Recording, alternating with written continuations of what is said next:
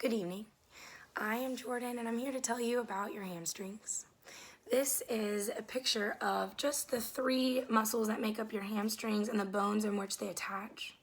These bones and muscle connection sites where that red dot is, that's the area I'm going to be speaking primarily to during this informative speech.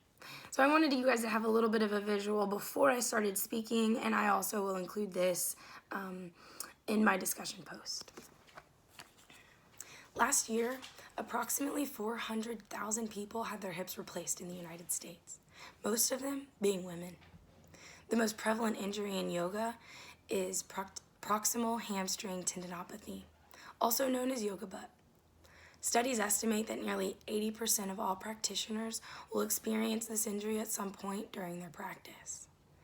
As a yoga instructor, I have experienced and seen this injury in many students. This epidemic has led me to change my career field and inspired me to understand the body with a more in-depth approach, which is why I chose a physical therapy assisting degree. Today, I hope to leave you with a new understanding of your lower body, the knowledge that end range does not equal longevity, and the awareness that while stretching, there is a difference between injury pain and discomfort pain. Hamstring attachment injuries are the most common injury in yoga. Studies showing that over half of all yoga practitioners experience this injury.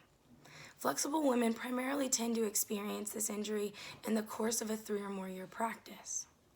Note the chronic nature of this injury, meaning over time, the practitioner has been misinformed about the functional movement of their hamstrings. Why is this chronic injury occurring? First, flexible students who approach end range of motion in their genetics quickly tend to lose the stretch sensation soon upon entering the practice. In the pursuit of sensation, the student tends to train their brain to respond positively to sensation in general without differentiating uncomfortable sensation of stretch and uncomfortable sensation of muscle damage. Secondly, yoga teachers need to be held accountable to deepen their understanding of the body weight distribution, hypermobility, and how our muscles play a role in taking pressure off our soft tissue. Which leads us to my next point, cueing. Cueing to the worst case scenario students influences the decisions of healthy students.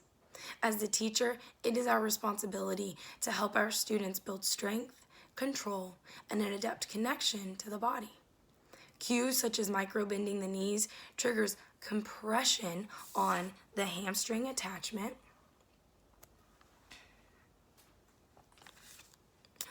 and in turn creates inflammation. Tendons are hypovascular, meaning they're not efficient in producing blood cells, and they have hypocellular tissue, which leads to a low exchange rate of blood, causing this compression to damage your tendon. Actions such as forward folding press the tendon to the bone, stopping all blood flow, causing the tendon to become inflamed, weakened, and eventually tear. Teaching to the class as if every student is the worst case scenario is irresponsible. It is imperative yoga teachers have an awareness of the way in which cues land in their students' bodies. Many practitioners also hang in the back of their hip when in standing poses, balancing poses. And this form of compression also aids in the tendinopathy. Lastly, teaching that this injury is actually a result of compression rather than overstretching is a big step in supporting our students' awareness of their own bodies. The requirements on yoga teachers also needs to evolve with the expansion of this industry, and an evaluation of how these 200-hour programs contributes to these issues would prove interesting. Certification programs are only 200 hours with merely 20 hours dedicated to anatomy and biomechanics. This is baffling considering the teacher will be working intimately with the human anatomy and biomechanics.